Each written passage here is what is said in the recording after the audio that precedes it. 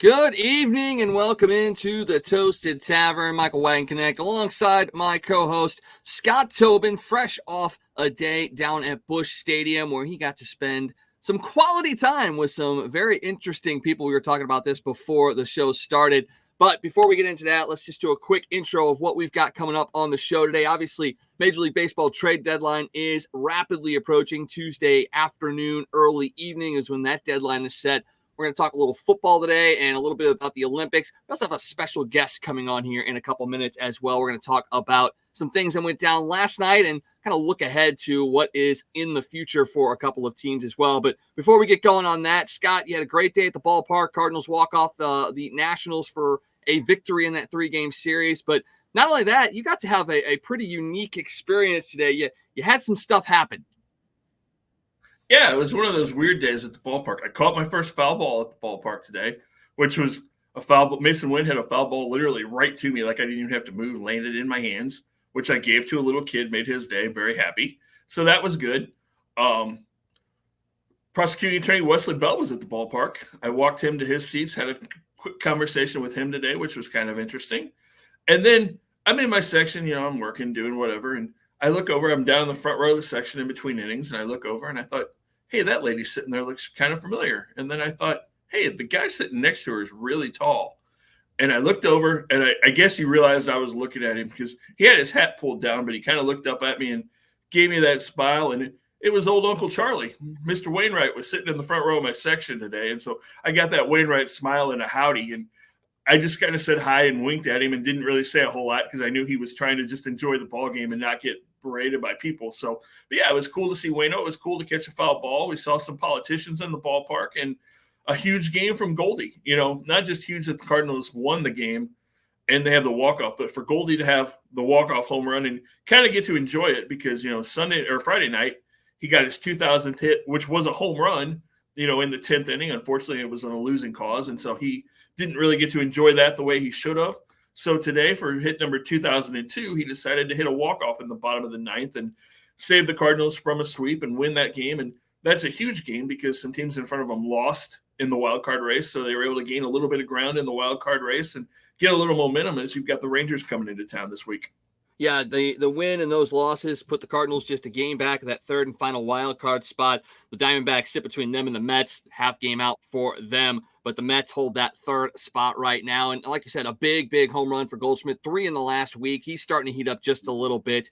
And the Cardinals, like you said, salvage that win. But before we get too deep in the show, we got to welcome in our special guest, fresh off a home run derby victory over the Rizzuto Show. It's 101 ESPN's Anthony Stalter. Anthony, thanks for taking the time out to join us tonight. And you look good basking in the glory of victory. Wags, I appreciate it, man. Scott, good to see you guys again. You guys can hear me all right? Yeah, we certainly can. Yeah. No issues? No yeah, issues at all. Yeah, it was good to see you last night, Wags. Oh, no, good to see you. It was good to see you last night, and that was a fun event. No doubt. Well, yeah, it was a little bit of rain to start things off, but then you guys kind of made it rain as the night went on. So a big final MLB alumni home run derby over at Carshield Field. A lot of fun to see all the fans out there, just kind of supporting everybody. Rick Ankiel, Brian Jordan were out there along with Pete Cosma and Eric Sim, the YouTube sensation. Did you get a chance to talk a little bit with him? He's actually new to me. I hadn't heard of him, and then I saw him hit, and I was like, oh, I can see why he's a star on YouTube. Yeah, Wags, it's crazy, man. I think he was honestly the biggest star out there, because in fact, somebody, I don't know who, maybe Rafe told me, he goes, look at the crowd, man. It dwindled after Sim hit again. You know what? The O'Fallon Hoots do this. They've done this, I think, 3 or 4 years now, and they always do a great job. The people out there, like everybody has just a great time. Everybody's having fun. Everybody's in a great mood. There's no, like the Ank. I've had a good relationship with Ank for a long time now. Great guy. First time I was really meeting Pete Cosma outside of just kind of covering the Cardinals. Another guy that couldn't have been nicer. But anytime anybody's out there, the fans are engaged. People are really enjoying it. But I'm with you, Wags. I don't know, Scott, if you had heard heard of him. I hadn't, and every kid knew who he was. Like, I guess the content for him is off the charts. I talked to him a little bit because he had kind of a special bat that he said that we could use. And if we got down too big, I'll be honest, I was going to have Jamie Rivers hand me the special bat before, but good thing we didn't need to use it. Yeah, that's cool. I hadn't heard of him, but I'm gonna have to check out YouTube and see what's going on. I guess apparently he's a big star. He had quick hands, man. He put a couple out that were legit bombs. It kind of reminded me a little bit of like the Happy Gilmore, the big drive contest guy. Right. But hey, listen, you guys been doing this for a while now. You try to create your own space. You try to do it your own way. You try to provide enough good content for people, and hopefully people start to follow. And he's done it. So I respect it, man. There's no doubt about it. Yeah, it's definitely something you've got to adjust to in this new day and age. And obviously a lot of people have done it, and you got the following, you got people out there, and they got to see a really fun night last night. All right, let's talk a little bit about the trade deadline that's coming up in Major League Baseball, because it kind of got a little wild this weekend. Then the Cardinals lost a couple games, then they won today, and people are making moves. And Tuesday afternoon is going to be very, very interesting. I want to just get your first kind of initial thoughts after the win today on kind of where the Cardinals are at, and really with what other teams are doing, what their mindset is. Boy, they needed this one today, guys. I'm sure you've talked about it. You cannot lose. You can't get swept by anybody. To me, the opponent doesn't matter. It's Major League Baseball. You've got teams that, it's all predicated on the pitching matchup. And if your guy has a rough one and their guy doesn't, you can lose. I don't care who the opponent is. And you got somebody like Juan Yepes who and Lane Thomas, for that matter, that want to put on a show against the team that traded them. So, it really doesn't matter at this point who the opponent is. And I think the Cardinals, we've seen that now. You come out of the gates and you take 2 of 3 in Atlanta, and then you return home. Or actually, where'd they go next? They go Pittsburgh next. Is that where they went and drop 2 or 3? And then you get Washington home. The opponent doesn't matter. So at this point, it's all about collecting wins. They all count the same.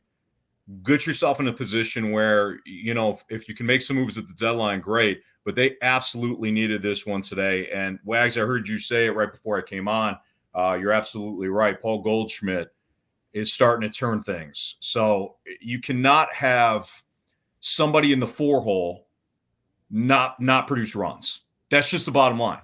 And I thought that what Ollie did coming out of the All-Star break to move Goldschmidt down to 7th, he had already made the move with Arenado to move him down to 6th.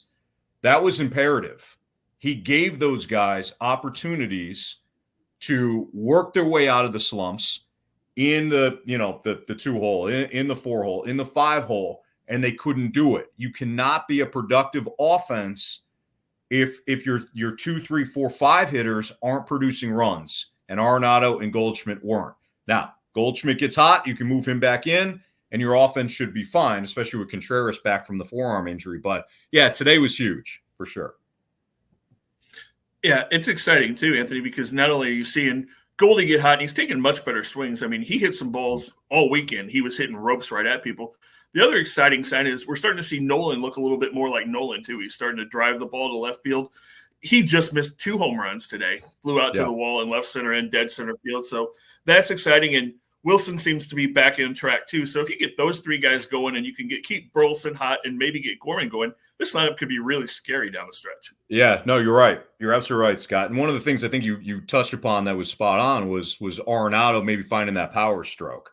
Because if you look at the numbers, and I know a lot of people are like, well, why don't people talk about batting average anymore? Batting average is fine. You can get on base. You can, look, it's all important. It's what you do to produce runs for your team.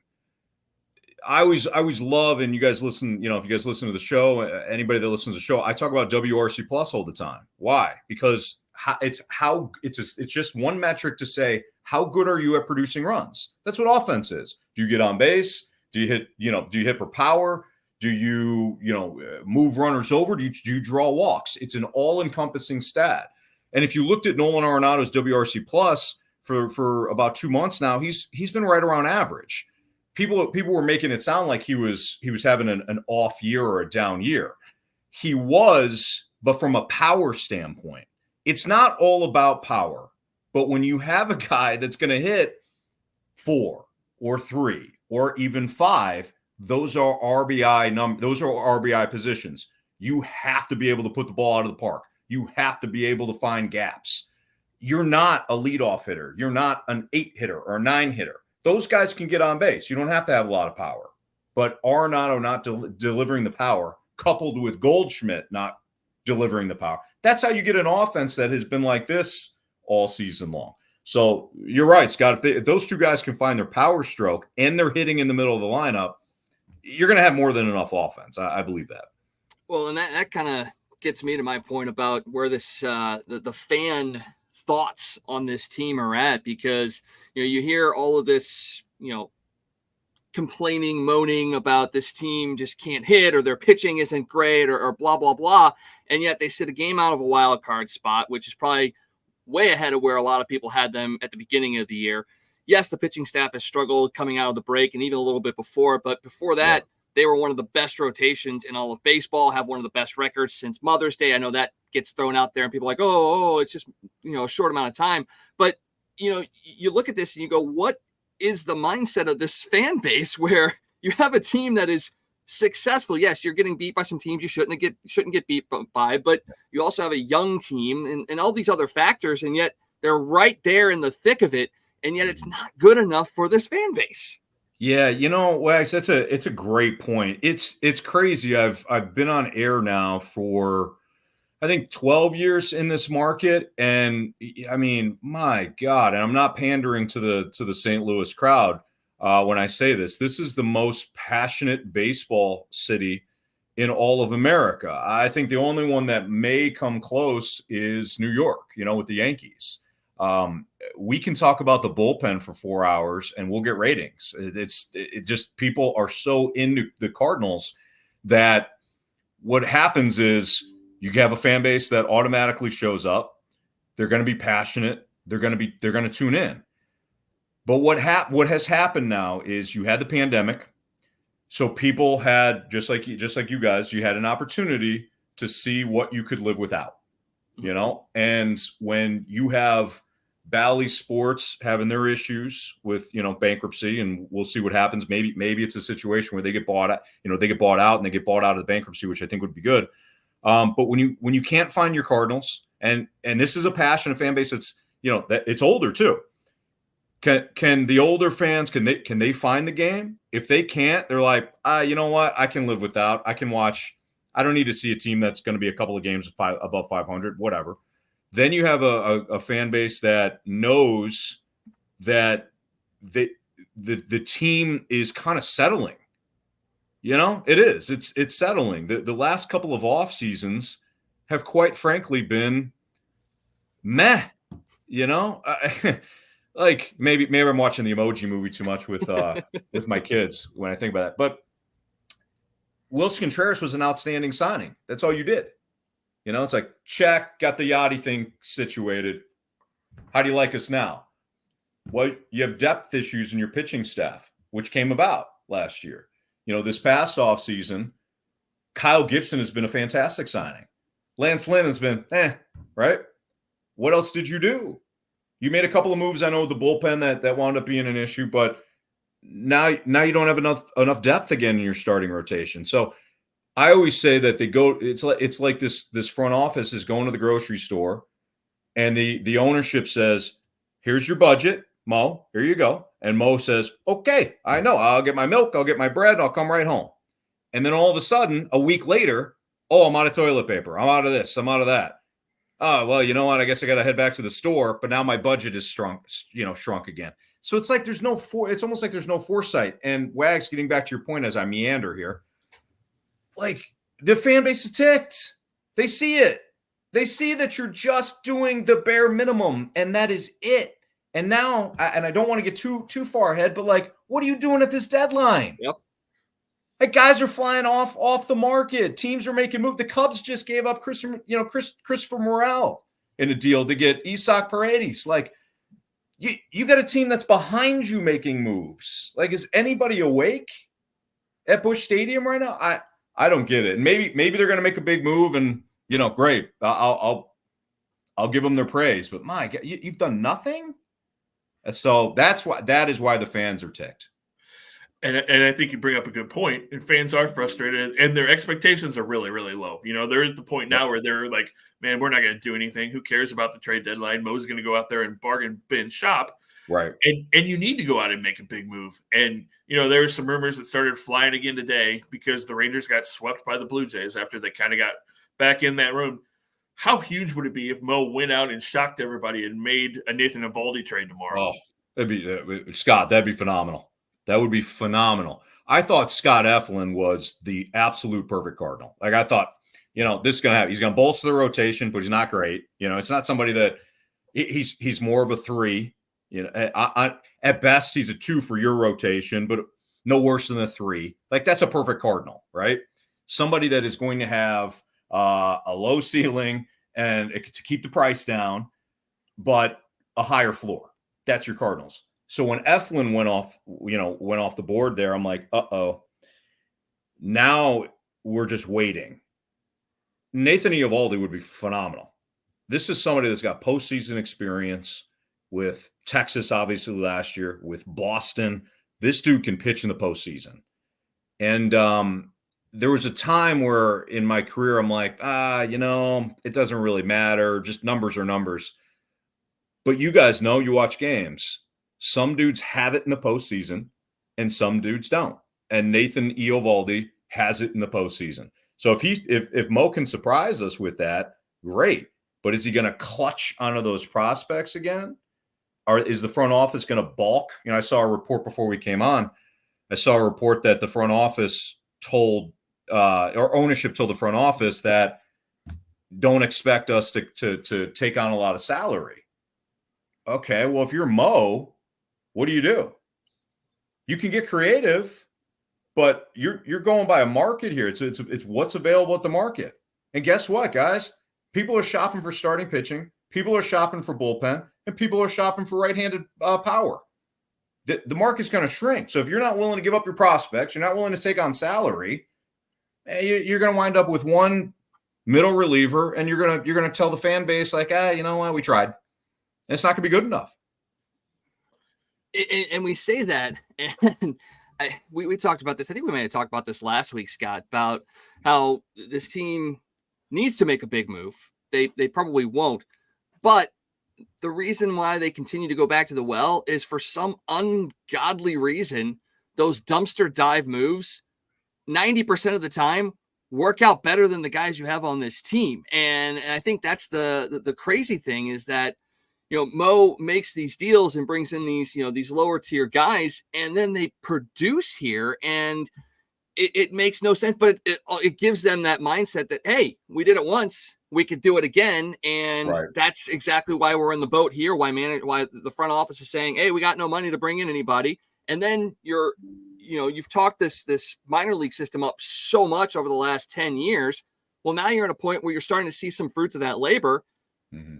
And then you're talking about either not trading them or trading them. It's not going to make people happy one way or the other. I don't even know where I'm going with this question, but it's like we're almost in a no-win situation where what we've done has worked, but it's not good enough. We want the young guys to be here, but we also don't want to trade them, but we do want to trade them. It's kind of all over the board. Wags, I mean, what you just said is what I tackle on a daily basis with the show. That's what Jamie and Carrie and Marsha and I tackle. We're like, okay, well, what's the topic today? It's like, you can't say that can't say they're terrible. You can't say they're not trying because they're not terrible and they are trying. But like, I guess my frustration is there any creativity? Mm-hmm. Let's make sure that our anger is pointed at the right people. If you're angry because the team isn't taking on more salary, that's ownership. That's not Mo. Mo's the catch-all. Like blame Mo for everything. And I'll get to him in a second. But like, if the ownership, Scott, you have a boss, Wags, you have a boss, I have a boss. If ownership is telling you, here is your budget, do not exceed it. Okay, you can't exceed it.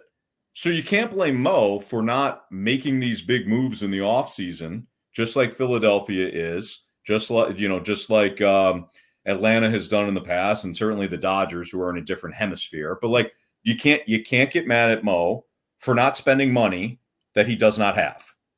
Where I get frustrated, and I think Mo was really good at this earlier in his career, and it has dwindled over the past 4 or 5 seasons now. There's no creativity. It's like, all right, okay, I'm gonna go for the absolute safest bet. Lance Lynn, safe. He wants to be here. The fans will like him. Adds a little grit. Perfect. Matt Carpenter had this little, he had the surge. Everybody likes him. We need veteran leadership. Cool. And it's worked out. Don't get me wrong. Wags, this is what you're saying. It's like, I don't know what I'm saying now. It's like, was that not a good signing? It has worked out. Yeah, okay. All right. Kyle Gibson wanted to be here. His wife is from St. Louis. He has worked out. But like outside of it, there's no creativity. The Rays don't have a budget. Hell, the Rays, forget the Rays. Where's Milwaukee? They're in first place in the Central. You can't say it's all about spending. They don't spend. Milwaukee doesn't spend. They win the damn division every year. They're creative. Rhys Hoskins, bring him in. Dude's hitting the middle of the lineup, right?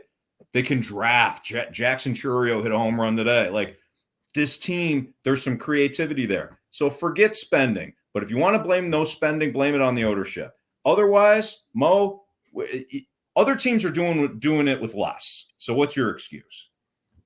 Yeah, I totally agree. I think what makes so many people mad with Mo is, his ability to talk to the fans. His messaging is not 100%. Always the best. We talked about last year with the Wilson Contreras, right before the offseason started, he came out and talked about how they were going to, add to the budget and they were going to really make some moves. And then, like you said, Contreras was it. And then they're like, oh, yeah, that's it. That's all we're doing. Yeah. And for the last month, he's been talking about how he's going to go out there and make this team better. And then as you get closer to the deadline, there's no activity and he gets quiet or he's, the excuses start flying. And that's what frustrates fans because he doesn't seem to have the ability to really talk to the fans and not talk down to fans, which really alienates fans as well. Absolutely. Scott, 100%, man. He's not relatable. And I don't blame Mo for that, by the way. Like, we all have different personalities. Not everybody likes my personality. Not everybody's going to like yours, Scott, or yours, Wax. We are who we are, and we got to be who we are. Mo is a very sophisticated, smart, professional, buttoned-up dude. He is not going to appeal to the, beer-drinking fan base that wants to see some names and wants to see their team kick ass, and that's it. And trust me, I get that. I'm more in the Budweiser beer crowd, man. I don't, whatever. But if you can't relate to your fan base, you can't also talk down to them. And that is where, Scott, like you said, that's where Mo, I think, struggles sometimes. It's like, well, what do you want from me? That's almost like that's almost the air you get. Or it's almost a laugh and then we tried. Net, okay. You're not saying anything. Whereas Army, Doug Armstrong, I think, comes in and he's a little bit more blunt. Like, this is what happened. This is what we're doing. And he's made big mistakes. He's made bigger mistakes than Mo has. Petrangelo is the biggest one, right? But the way that he speaks to the fan base, you can almost say, okay, I get it. I see what you're doing here. I understand. I'm upset because I'm a fan. I want to see my team win, but I understand where you're coming from, at least. Mo just doesn't have that. Yeah, you don't get the vitriol that you do with Mo that you do for Army. And you've got the mistakes, but he kind of owns – he doesn't full out admit it. He's never admitted the Petrangelo thing was a mistake, but we all know that he knows it was a huge mistake. But, it kind of is what it is. We're going to take a quick break. Thank one of our sponsors. We'll come back and talk a little bit about who's possibly coming to the Cardinals right back here on the Toasted Tavern.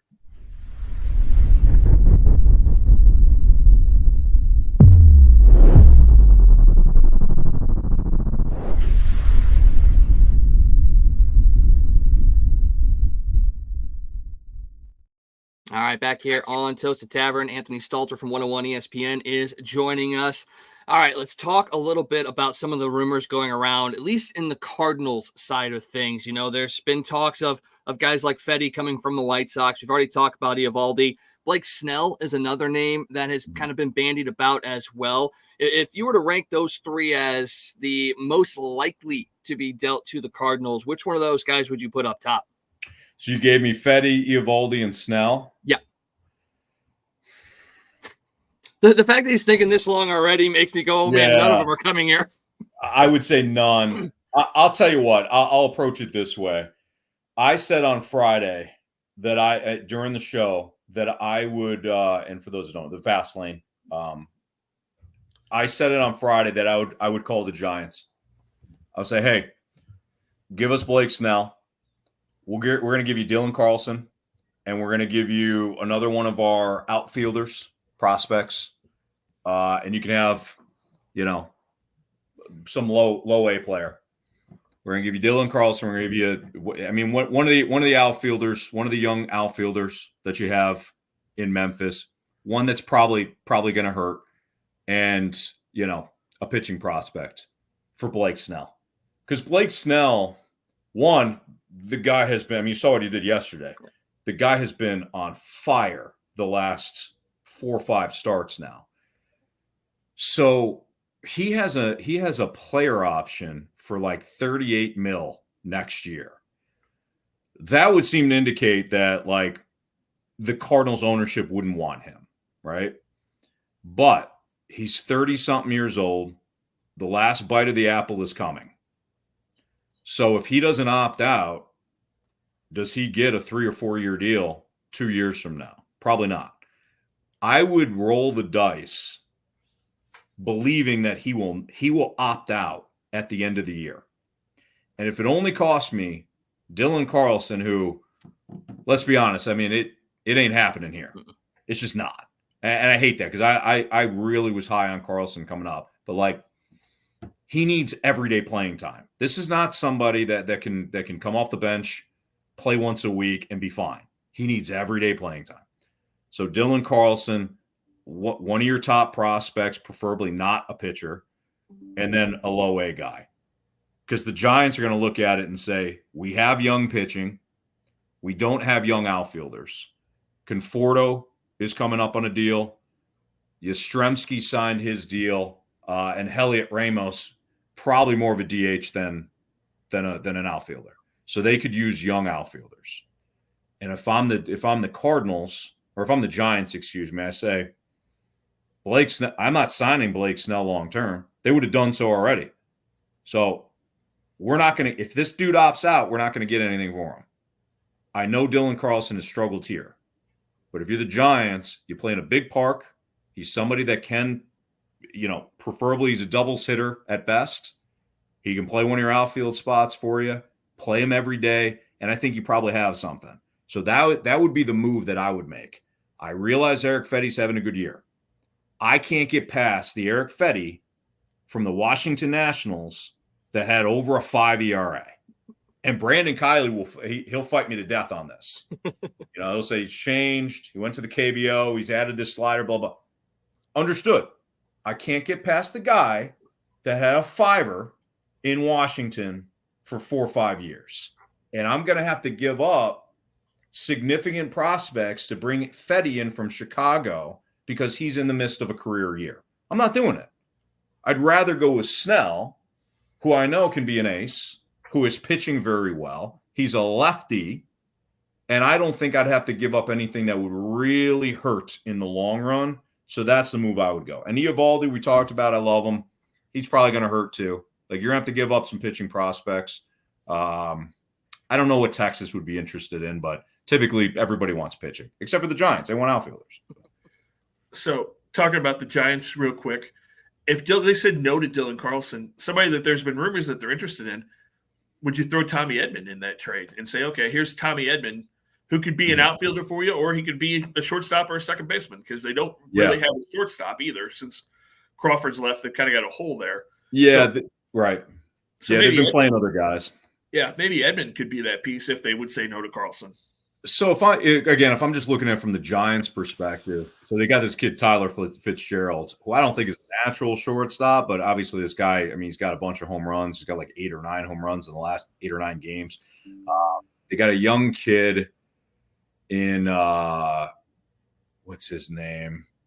Marco Luciano, I think, who's a young shortstop. They don't know if he's going to play shortstop long term there. But anyways, Tommy Edman I wouldn't want Tommy Edman because of the contract. And not that it's costing a lot. It's not like the Giants are out of money. I mean, the Giants are loaded and they ain't paying anybody right now. Even Logan Webb's not making much. But I think that I wouldn't want him. The guy I'd asked for, though, so Scott, to play along with your hypothetical, say no on Dylan Carlson. Would you guys give up Newt? Yeah, I think I would. You know, that guy can't stay healthy. I don't know how long that star will continue. Like a year ago, you could have got Sean Murphy in a package deal that featured Newt. You said no. So, you know, would you give up Newt for Blake Snell, knowing that Blake Snell probably opts out at the end of the year? That might be too rich for some people's blood, but now you're not getting one of your top. Now you're not getting a top prospect. Like Newt's even a straight up. I'll give you Newt. You give me Snell. Snell's probably going to opt out. That's all you're getting. Newt's cost controlled. And if I'm the Giants, I'd probably take it. Yeah, I think I'd do that because Newt worries me. I see him kind of on the Tyler O'Neill trajectory where he's got all the talent in the world, but he can't stay healthy, can't stay on the field. And right. You know, what good does he do you if he's hurt all the time? Absolutely. That was the problem. You're right. That was the problem with Tyler O'Neill. I have no issue with Mo did with Tyler O'Neill. I don't care how many home runs Tyler O'Neill hits with the Red Sox. I get it. He'll have a great year. Next year, he'll miss 50 games. That's it.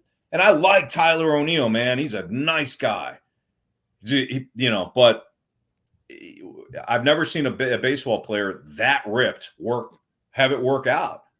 You know, there's a reason why John Kruk said back in the day, I'm not an athlete. I'm a baseball player. Like these guys he's going to have hamstring injuries. He's going to have shoulder problems. He's going to he just is. So I agree with you. I wonder if Newt can stay healthy long-term. Plus, look, you got Burleson. You got Jordan Walker. I would play Jordan Walker at first base. I would let Goldschmidt walk, and I would put Walker at first and say, this is your position, kid. Let's go. You know, or Burleson at first base, right? But you got Edman, you got Donovan. Siani's been a revelation for you. You have outfielders, and you got more coming. So you want to make an impact deal? You want to really make this race interesting in the second half? Flip Newt for Blake Snell. Okay, you want to make it even more interesting. Goldschmidt. You trade Goldschmidt? Yeah. I mean, I get Gold Glove caliber defense, makes your infield that much better. You got young guys in the infield. You want to make sure you protect it. But if you're concerned about money, if you're concerned about making this team somewhat better in the years to come, and he's starting to heat up a little bit, I mean, do you even just float his name out and see what kind of deals may come your way? Okay, so I was talking to somebody on Twitter today, and this kind of plays along with what you're saying. I don't think the Cardinals would do this, but since we're doing the hypothetical game, would you sell at the deadline? Because Giants, Goldschmidt does nothing for the Giants. No, Goldschmidt does nothing for the White Sox. The only team, and I said this a year ago, I would have traded Goldschmidt a year ago if he would have waived his no trade, because he's got rights. So I would have traded him to Houston. They got John, it was Abreu. Now they got John Singleton. If I'm Houston, I would love a half season of Goldschmidt as I try to make another run here. I don't know but you're selling now. You're not getting anything from Houston that's going to help you right now. So would you guys sell? That's a tough one. Because I'm like every fan out there. I want to see this team win. And I like to see, for me, I look at it and I go, every time anybody says that a team shouldn't get into the playoffs because they're too young and all that kind of stuff, and they'd be disappointed that they would go, they'd rather end the regular season and not make the playoffs and have your young players go through a losing playoff.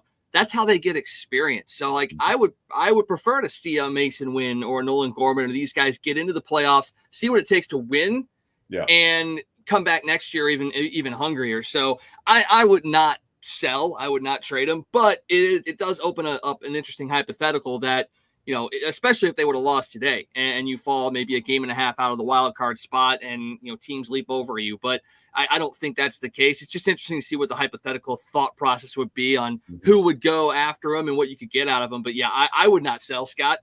Well, you know my answer to this question, especially with trading Goldie, and I know I'm in the minority, but I'm actually one of those people that thinks you give Goldie an extension, give him a 1 year and a 1 year option, because no matter what he does offensively, you can't replace the defense that Paul Goldschmidt plays every day.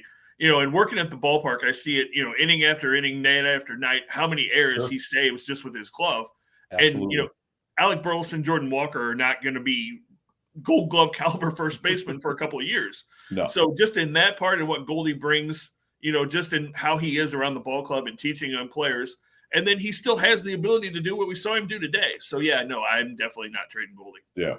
I think it's more realistic that they do what Scott just said, and they give him a 1 year deal, especially if he finishes hot. I think that's the more realistic move for the Cardinals. But I don't want to be a hypocrite and come on here with you guys and say, hey, Mo needs to get more creative and not throw out suggestions. Right. One of the ways to get creative, boys, is to say, all right, it's a seller's market. Do you see what some of these guys are going for? You could trade Goldschmidt, you could trade Newt. I'm just saying hypothetically, if you want to get creative, this is a route. You take advantage of the market. But then you're telling your team, we're selling and we don't believe in you. And you're telling your fan base, we don't think we're any good, but please come back out to the ballpark. It's a business too, man. And the Cardinals are so risk averse that I don't think they would do it. But since we're playing that game. Well, we're gonna switch topics here in just a second. I just want to throw this one up here from Ron. Stalter, good dude, kind enough to chat with his son before he went off to college to pursue broadcasting. So we talk about it all the time, just the camaraderie of the broadcasting community here in St. Louis. So just a nice shout out there for you from Ron. Oh, I appreciate that, Ron. Thank you. And I hope your son's doing really well. Yeah, I had an opportunity to talk to Ron's son. I guess it was about a year ago now, and I was blown away with his maturity. And I speak to my thing is always like, hey, I wasn't a professional athlete. I worked in radio. I started at the very bottom in Detroit and just worked my way up.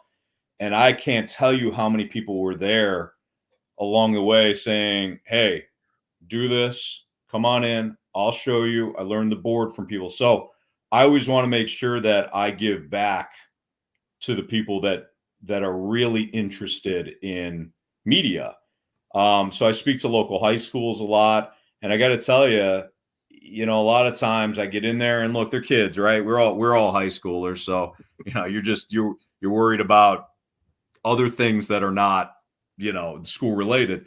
So I want to be kind when I say this, but like I talk to kids and they're just not in, they don't have any questions. They don't, I'm just talking the entire time. And I kept, hey, who's got a question? Who's got a question? And I spoke with Ron's son for, I don't know, half hour, 40 minutes. And that young man, he asked thoughtful questions. You could tell he was energetic about it. You could tell that, this was somebody that wanted to do it the right way, get in the business, work hard. So I hope he's doing very well. And Ron, if you're listening, man, have him reach out at any point. He's a great kid, as you know. That we do. All right, let's switch gears a little bit. I know it's not technically in season, but there's been some recent developments in the NFL. Really, mainly just quarterback contracts for guys that maybe didn't need them yet. But we wanted to get your thoughts on the Tua extension, and then just a couple days later, the Jordan Love extension that made him the highest paid quarterback out there. Quarterback deals will always work this way. They worked this way 10 years ago. They'll work this way 10 years from now. If you're the next quarterback up and you have proven, even for one season like Jordan Love has, that you are a franchise quarterback, you will get the next deal. It's just how it goes. It's why the Cowboys have screwed up already in not giving Dak Prescott an extension, because the price just keeps going up. and I always say this, should Jordan Love be the highest paid quarterback in the NFL? Of course not. Should Tua for a day be the third highest quarterback in the NFL? Of course not. We have got to learn how to separate the market from the playing ability or even the production. Because if it worked on a commission basis, like it probably should, Patrick Mahomes would be the top guy, of course. And then from there, maybe it's Joe Burrow or Josh Allen or Lamar. Like, if it worked that way, we would reslot these guys every year, but it doesn't. They go to market. The team has to figure out how much somebody else is willing to pay, and then they've got to figure out what the deal is. I think the only team that is really screwed up was the Giants with Daniel Jones. Daniel Jones, they outbid themselves. I'll never understand that one. But Tua, leading the league in passing last year, perfect fit for that offense. Jordan Love, they risked everything. They risked everything to say, we're going to let Aaron Rodgers go. We're going to turn the page. We're going to go to Jordan Love. We loved him coming out of Stanford. We love this kid. We're going to roll with him. Well, he showed you he can play. And now he's got 1 year left on his deal. So, he was sat behind Rodgers for a couple of years. So that's the trade-off, right? He pans out. You got to pay him well before probably he's worth it. But again, whoever the next guy's up, he's gonna outdo that deal. That's the market. And it's crazy. And as somebody who grew up a Cowboys fan, it kills me to talk about the fact that the Cowboys may pay Dak Prescott, or somebody's going to pay Prescott somewhere close to $60 million a year. I mean, that's just absolutely ridiculous in my mind. It's crazy. I'm with you, man. I like Dak Prescott, but to me, there's tiers. There's tiers. There's guys that don't need any help that can do it on their own. They're the magic men. And there's about 4 or 5 of them, right? You got Mahomes. It's the guys you just mentioned. Mahomes, Burrow, Lamar. I know Josh Allen hasn't done it yet, but look, man, Josh, the Bills are going to be competitive again because of Josh Allen. I don't care that they lost Stephon Diggs and all that stuff. They're going to be competitive again because Allen's a freak. Who else am I missing? I love Justin Herbert. I love Herbert. I think Herbert is I think he's had piss poor coaching. Yeah. I think the guy is off the charts from like the way his mind processes. I mean, if you really watch, if a quarterback only gets to his first read or second read, he's just kind of playing with his athletic ability. If you watch Brady, my man's on his 4th read, 5th read at times. Justin Herbert can process information incredibly quickly. I love that guy. I think he's a franchise quarterback. So I would put him in that category. Then after that, you're looking at guys that are productive but need help. Jared Goff falls into this category. Jared Goff he's proven. He's gotten one team to the Super Bowl and he got one team to the doorstep of the Super Bowl. And that Lions team was solid. There's more talent elsewhere, but Jared Goff, perfect for that system, perfect for that team. So Jared Goff falls in that category. Where I put Dak would be the Kirk Cousins category.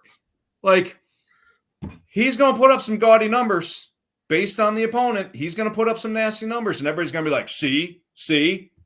And then it's going to be the postseason. And, Scott, I don't need to remind you what happens in the postseason with these guys. So, but those guys have a market too. Because if you don't have Dak or you don't have Kirk, you wind up with Desmond Ridder. And then you got no shot. So these NFL teams are handcuffed because of these quarterbacks. Well, and you got a guy like Patrick Mahomes that, he's one of the highest paid quarterbacks, but he understands the concept of what it takes to put together a team. So he'll restructure his deal. He'll do things of that nature. These other quarterbacks, I mean, some of them obviously younger, maybe in their next 5 years, they see that as well and do that. But you've said it right there. These teams are kind of hamstrung by these quarterback contracts. And then you've got what Atlanta did by bringing in Cousins and then drafting a quarterback, which that made no sense whatsoever there. I mean, yes, this is the age of the quarterback, but I mean, are we going to get to a point where they price themselves out of teams being really, really good? Yeah, it's interesting, Wags. I've thought about that, like what Philly did with Jalen Hurts, right? Like they had a guy that they took in the second round, and He was playing on a rookie deal, which is a huge advantage to them. And they decided to pay him, which I get, right? Like, you want your quarterback happy. But I thought if any team was going to do we'll just kind of move on before we have to pay him, I thought it was going to be the Eagles. The Dolphins are another case for that. Can I find somebody like Tua who is very accurate in the short to intermediate game? Because if they are, I've got Tyreek Hill, I've got, Jalen Waddle, I've got a host of running backs that can run.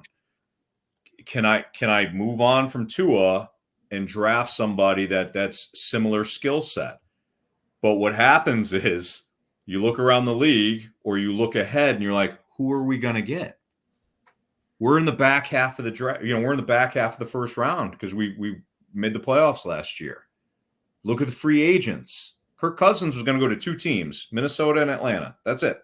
Wife is from Atlanta, or he's going to go back to Minnesota. And Minnesota's like, you know what? You're not worth 40 plus million, dude. We've seen it. Like, we've seen that. We're going to move forward. So who else are you going to get if you're Miami? Or you dance with the one that you brought. And that's what they did. And they paid the price. So will it work out? It's going to work out for September and October and half of November. And then when it starts to get cold, they're going to get their ass kicked. Like, that's just going to be Miami again. So, if you're a better, bet them in the first half, and second half of the season, start fading them. Here's your free unsolicited advice. I think the two most interesting teams going into training camp are going to be the Steelers and your Falcons, just because of the fact that it's going to be interesting to see how Cousins and the Penix relationship evolves. And then in Pittsburgh, you've got two quarterbacks with names, but do you really have a quarterback with the two of them put together? Right. And, honestly, guys, and I'm not, we'll start with Pittsburgh. I think Russell Wilson, and I'm not being cute with these words, I think he's cooked. I think he's done. If Sean Payton can't work it out with you, and Sean Payton's, arrogant and all that stuff, the man knows quarterbacks. Like, the dude knows offense. And he couldn't wait to take the ball out of Russell Wilson's hand last year. If you watch those Denver games, they started playing a little bit better. Like, oh, Russ can. The game plans were so simplistic. He was just trying to get Russell Wilson to not make a mistake. So I think he's done. I'm not the biggest Justin Fields fan. I don't think he's a quarterback. I think he's playing backyard football. Did he have enough coaching in Chicago? That's debatable. And we'll see what Caleb Williams does. If Caleb Williams struggles, if I'm Chicago's ownership, I'm like, I got to get somebody else in here to do what the previous coaching staff couldn't. But if I'm Pittsburgh, I'm not rolling with Russ. I'm rolling with Justin Fields. Arthur Smith can design outstanding running games. He did that in Tennessee, and he did that in Atlanta. When he tried to open things up last year, because the ownership brought in Drake London and Kyle Pitts and then Bijan Robinson, they're like, we got to throw the ball. No, you don't. That's not what Arthur Smith does. His passing concepts are awful. So if I'm Pittsburgh, I'm rolling with Justin Fields. At the very least, I know he can take off. Am I going to win a bunch of games that way? Your defense is pretty solid. You can win. You're going to win 8-9 games if he can stay healthy. I don't think he's a quarterback. I don't think he gets to that next level. I think Justin Fields is just going to kind of flame out eventually. But if it's between him and Russ, no offense to Russ, because the man won a Super Bowl, should have won two. But I'm going to roll with Justin Fields. Well, you kind of look at it, and I remember when Russell was playing, college ball, and he kind of had that same kind of run and gun feel that Justin Fields had. Mm-hmm. Fields is a bigger version of a Russell Wilson. So in my mind, Pittsburgh did the exact right thing by having Russell there as a guy that can kind of coach him up, maybe show him the pathway to becoming a better quarterback. I mean, yeah, you're right. He probably will never be an elite quarterback, but I don't think Russell was an elite quarterback when he led the Seahawks to the Super Bowl. I mean, he was a very, very good quarterback. And, you get a good running back, a couple receivers, and a great defense behind you, you can win a Super Bowl. So I think they've got it set up relatively well. And I trust what Mike Tomlin's doing in Pittsburgh. So it's one of those things you look at and you go, they did the right thing by having the right guy in the right place to help a guy maybe become the next quarterback for the next 5 or 6 years. Yeah. I like what they did because you couldn't run it back with what you had last year. Obviously, I mean that was awful. Pittsburgh had to do something, and they threw some numbers at the situation. I don't mind it at all. I like the approach that they took in the offseason. They're like, hey, here's what we got. We made the playoffs last year. We're not in a spot to take a quarterback, so we'll bring in Russ for nothing. We'll bring in Justin Fields for nothing, and we'll see if we can patchwork this. And you're right, Wags, man. Pittsburgh's got a great offense. When they won in Seattle, it's interesting. You look back, and Pete Carroll, he was kind of the villain. Like, oh, what? You just gotta let Russ cook. You just gotta. When they let him cook, he started to turn the ball over midway through the season that one year, and Pete scaled him back. We're gonna run the ball. We're gonna go play action, and we're gonna play defense. And Russ didn't want that. Russ wanted to put MVP numbers up. He saw what other guys did, and he goes, I can be that guy by putting the ball in the air a lot. No, you can't. You kind of fit into the box that we were talking about before. Jared Goff fits in that box. There is nothing wrong with that. But if you play to the offense, you're going to be fine. You're going to put up numbers. It's a team game. If you're trying to be Mahomes and you're not Mahomes, well, we saw what happened in Denver with Russell Wilson. So what version of Russ are we going to get? But if you're Tomlin, man, you got to pull the plug early. Oh, yeah. Because you don't have a lot of – you have George Pickens now. You got George Pickens. You got Pat Freiermuth. You don't have a bevy of wide receivers that are going to make Russ look good. You got to play the play action game. And so the other part of that question, the Atlanta thing, how long how many weeks into the season when Kirk has a bad game before people in Atlanta start screaming for Michael Penix just because of the talent that kid has? Dude, I love Michael Penix. Me too. I fell in love so I always liked Michael Penix dating back to his Indiana days because there were some games where I'm like, who is this guy? Why is he playing for Indiana? There was a game against Ohio State he had where he kept the Hoosiers in it, man. And I'm like, holy crap. It reminded me of Khalil Mack when he played for Buffalo. They went into Columbus, and they got their rear ends kicked, but he lived in that backfield. You're like, okay, you're an NFL player. So Michael Penix, I always liked him. I always followed his career. I fell in love with that kid when they played Texas in the playoff game. And I went on air the next day, and Carrie's like, where would you, or maybe I asked Carrie, I'm like, where would you take him? And Carrie, I forgot what Carrie said, somewhere in the top 10. And I go, I would make him the number 1 overall pick.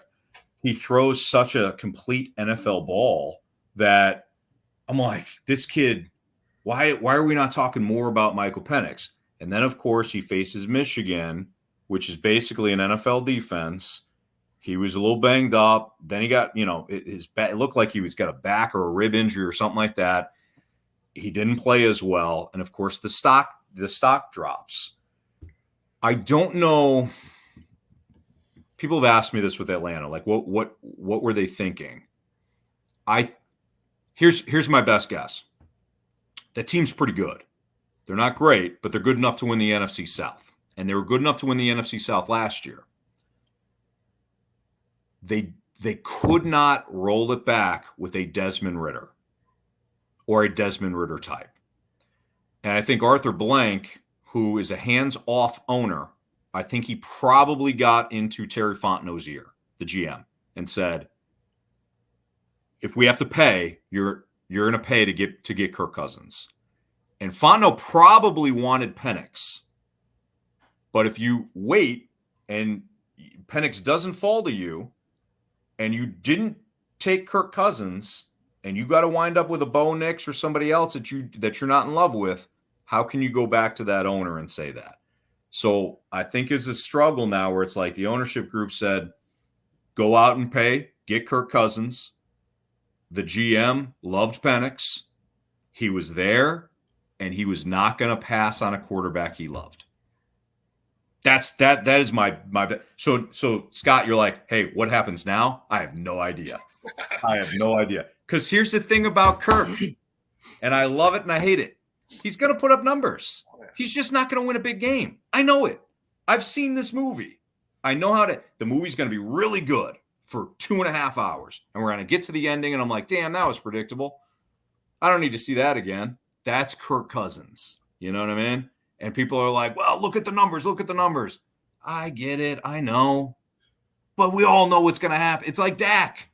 Dak's going to put up some good numbers. You got to have some games where like, man, Dak Prescott, franchise quarterback. Scott, then then it's Green Bay, and he's throwing pick sixes. Yep. Like, I've seen this movie. So I don't know. I don't know what happens. I do know. And I think Kirk is like, I've seen the quarterback. I've seen quarterback. Like, he's a good dude, right? Like, I almost hate that I bag on him all the time. But I just love Michael Penix so much that I gotta see Penix play early. So I don't wish injury upon anybody or anything like that. But if Kirk can just concede the job to Michael Penix, I think we'll be good. Well, that's why you just can't look at stats for the entirety of everything. I mean, Everybody's so data analytic driven that you look at that and you go, well, that's the decision I got to make. No, you got the eye test, you've got other intangibles that you have to look at. You got to be able to blend all of those together to make an informed decision. And that's probably exactly what they did in their draft strategy. It was like, hey, Kirk is going to get us so far.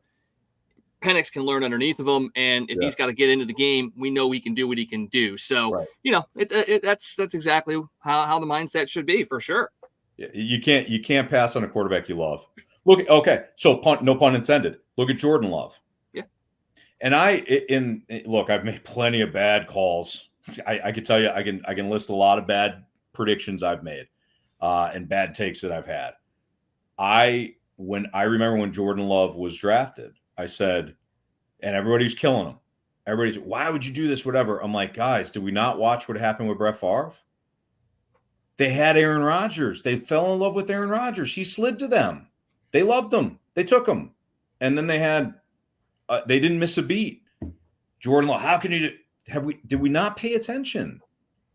And Aaron Rodgers, he's an a-hole. Like at some point he was going to do something that rubbed people the wrong way. And I think he did that with the ownership group. And they're like, okay, we got a kid that we love. And it worked out. And then they're going to have another 10 years of good quarterback play. So if you love the guy, don't pass on him. Don't be forced into taking him. Don't wait and say, well, we can get another quarterback. You love that quarterback. So just take him and figure it out. And they got criticized, and I get it. It didn't make a lot of sense. But, hey, if you don't, like I said before, if you don't wind up with Kirk Cousins, then what? And Penix goes off the board of the Giants. What are you going to do? You're going to take a second round? Now you're in the Desmond Ridder situation again. So I kind of get it. But it's my diatribe on the Falcons. They tore. So Brian Jordan was there last night, Wags. Oh, yeah. So Brian Jordan, that team was the team that had Dion on it. And so I'll tell a short story. So that's the team I fell in love with for the Falcons, is the 91 team. I was like 8 or 9 years old. Jerry Glanville, Rison, Scott Miller, Michael Haynes, like that. Jesse Tugg was like one of my favorites. So Brian Jordan was outside the club, that little clubhouse there last night, and he was on the phone. I kind of like slowed my walk down to see if he'd get off the phone, and he did. So I'm like, I'm gonna fanboy out a little bit. So I said, hey Brian, and I kept it, I'm like, I kept it cool, but I'm like, hey Brian, I just want to let you know, man, I'm like, I'm a huge Falcons fan. He goes, no kidding. I go, I'm a huge Falcon fan because of your team. And he goes, really? I said, yeah, you, Scott Case, and I listed like half the roster. He goes, all right, I know you're telling the truth, man, because he's like, and then we started talking about like games that year and stuff. So I did a total fanboy there with Brian Jordan. And when I took the time out, when I was hitting the home runs, he came up, like Jamie and Carrie and Brooke and Marsh came up, but so did Jordan. And he got in my face. He goes, do it for the 91 Falcons. That's all I needed, man. That's all I needed. So that was like the highlight of the night. I loved it. He was such a cool dude. He was a really nice guy. So we have that in common, man. That's when I became a Cowboy fan, because that 91 Falcon team, my team, I still have my Dion Falcons, Black Falcons jersey from that team, man. I love it. I love the logo, everything. Oh, yeah.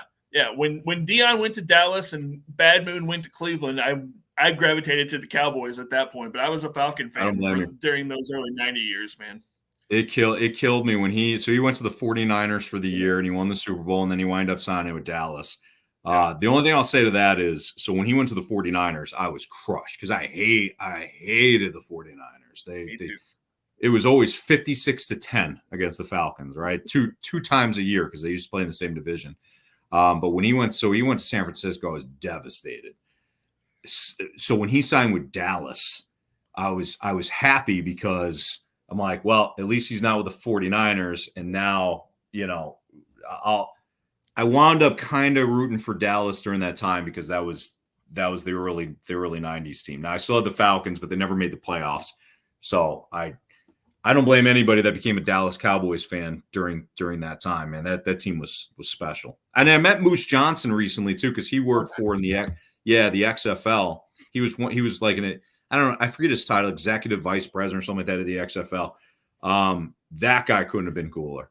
We interviewed him down at Ballpark Village, and Moose Johnson, the fullback for that Cowboys team, such a cool dude, and like somebody that you gotta really love football to play fullback, because you're just bashing your head constantly. And that guy he was awesome. But to hear him talk about like concepts of that offense, I was in nerd football heaven. Well, we do got to wrap things up here. Anthony Stalter from Fastlane 101 ESPN, weekdays 2 to 6 with former Blues defenseman Jamie Rivers, Super Bowl champion Kerry Davis. And I can't believe you out-hit him, but you out-hit Andrew Marsh last night in home runs as well. He was crushing them, and you out-hit him. Well, so did Rafe. So real quick on that, when I was walking back from the bathroom and when Marsh was hitting, I'm like, there we go. So when he hit 13, I think. I'm like, I looked at Jamie. I go, no, it was Kerry. I said, Kerry, this is over. I go, it's done. And Kerry goes, he goes, they'll probably blah, blah, blah. I'm like, and no disrespect to those guys, but I'm like, nobody's going to hit 13. So when Rafe came up and he hit like 4 before the timeout, I go, done. Stick a fork in him. And Rafe winds up with 14. I'm like, holy crap. So when I went up there, I'm like, all I had in my mind was 15. I'm like, I got to out hit Rafe, right? So I didn't even watch him. Wags, humor me, right? Play to my ego a little bit. Were some of them gone? Yeah. I mean, okay, off the bat. Good. All right. Because I was like, I'm not even watching these, Scott. I'm like, I'm just gonna let it go, right? Yeah. But that was a great night. It was a great night. Oh, it was a lot of fun. We appreciate you coming on and spending some time with us. Definitely thank the wife for giving you some time to talk tonight, because we know that's your life. So. Yeah, she's got him corralled upstairs. But no, real quick, guys. I sat with you guys a couple of years ago. I love that you guys are still doing the show. It looks like you guys have grown. Stick with it. I know how passionate you are about St. Louis sports. I know how passionate you guys are about this platform. Keep going, keep producing content, keep growing. You guys are two really good dudes. Keep in touch with me too, whether it's social media or whatever. I would be honored to come back on with you guys. Thank you very much, Anthony. We appreciate Absolutely. that. You got it. And if you get out to Lindenwood to any of the games this year, let me know. I work in the production department, so definitely would be happy to give you a tour. Love Lindenwood. Absolutely. Yeah. All right, guys. We'll see you. Thanks for having me on. Thanks, Anthony. Thanks, Anthony. Anthony Stalter, 101 ESPN, host of the Fast Lane on 101 ESPN weekdays 2 to 6. Well, Scott, it always seems like we just go and the hour's gone at that point. But any final thoughts before you head out tonight? Man, what a fun show. Anthony's such a good dude. Like you said, he joined us a couple of years ago when we were just getting this going, and to have him come back and be able to enjoy it, it was a great night. Can't thank him enough. Cannot thank him enough. He's actually still in the waiting room saying, listening in. So once again, thank you again to Anthony Stalter, and we'll see you guys next week for another edition of the Toasted Tavern.